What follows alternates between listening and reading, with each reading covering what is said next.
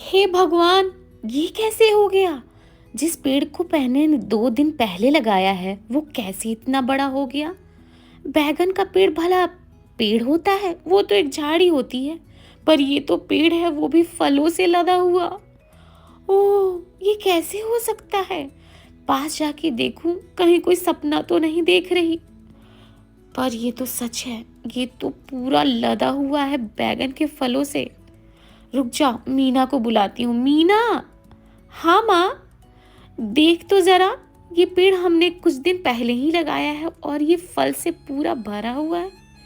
चल अब इसे तोड़ते हैं और कुछ बनाते हैं। दोनों माँ बेटी ने बैगन का भरता बनाया और बड़े मज़े से खाया। बचे हुए बैगन को उन्होंने तोड़ा और पड़ोसियों में बांट दिया। पर बैगन की खासियत ये थी कि वो जितना तोड़ते उतना बढ़ जाता। तो इन्होंने सोचा चल दुकान लगाते हैं और उससे कुछ कमा भी लेंगे।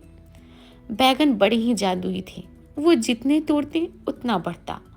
माँ बेटी सोच में पड़ गईं कि आखिर ये हो क्या रहा है। हम जितना तोड़ रहे हैं ये उतना ही ज्यादा हो रहा है। माँ बेटी ने सोचा और एक उपाय निकाला। क्यों ना मीना इस पेड़ से बैगन तोड़ें और इसके दुकान और लगाएं और पैसे कमाएं। यही किया। दोनों माँ बेटी काम पे लग गए। रोज बैगन तोड़ते और दुकान पे ले जाते। इस जादुई बैगन की कहानी चारों तरफ फैलने लगी। सुना है जादुई बैगन के बारे में? हाँ सुना है मैंने भी। पर करें क्या? दिन बीतते गए, बैगन वैसा ही रहा, पेड़ और बढ़ता चला गया। दुकान चलती गई, पैसे का बॉक्स और पैसों से भरने लगा। दुकान की आमदनी बढ़ती गई, समय बीतता गया और स्थिति दोनों माँ बेटी की सुधरने लगी। बैगन का दुकान धीरे धीरे और बड़ा होने लगा। खूब बैगन रोज तोड़ते और मजे से उसे बेचते। धीरे धीरे तिजोरियां भरने लगीं। घर की स्थिति पहले से सही होने लगी। शांति को भी बड़ा सुख मिलता ये सब देख के। धीरे धीरे उसने अपनी छोटी मोटी कुटिया से एक बड़ा सा घर बना लिया। पेड़ को सुरक्षा देने के लिए गेट लगाया और एक चौकीदार भी बिठा लिया। मीना ने सोचा अब माँ से बात करते हैं। माँ, तुम कई सालों से मेरी शादी के लिए परेशान रहती थी, पर परिस्थितियां ऐसी थीं कि मेरी शादी की बात कहीं बनती ही नहीं थी। हम्म, पर अब तो माँ पैसे हैं, तो क्यों ना हम फिर से प्रयास करें? बिल्कुल सही कह रही हो मीना, यही सही समय है, क्योंकि अब हमारी आर्थिक स्थिति बिल्कुल सही है।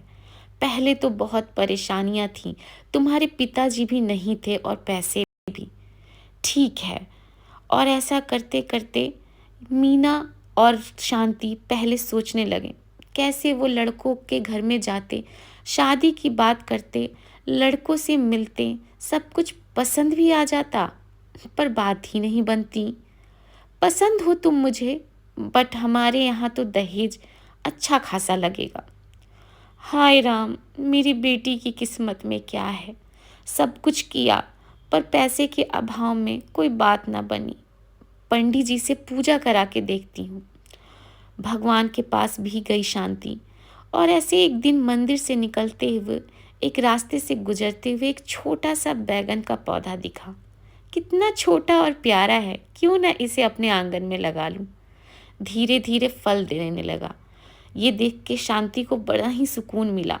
एक दिन फल से वो भर गया, पर उसे काम याद आया। शांति ने सोचा थोड़ी देर में काम करके आती हूँ, फिर इस बैगन को तोड़कर कुछ अच्छा सा बनाऊंगी। शांति की खुशी का ठिकाना ना रहा। उसकी मेहनत का पेड़ फल देने लगा।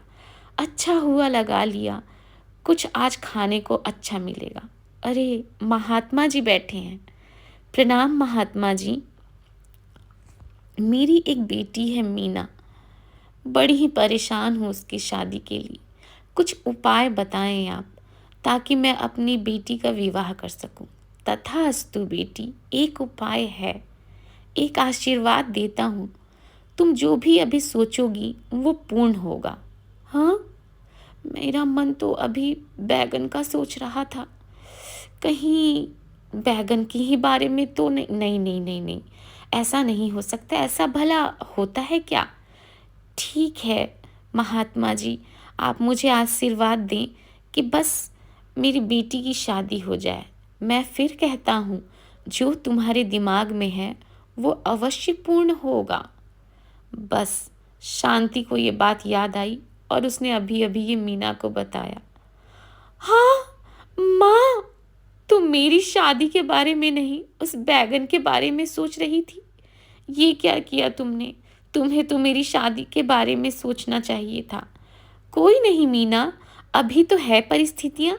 क्यों ना तुम्हारी शादी के बारे में एक स्वयंवर करवाएं और ये बात हर जगह फैला दें। शांति देवी ऐसी ही प्रसिद्ध हो रखी थी जादुई बैगन के नाम से।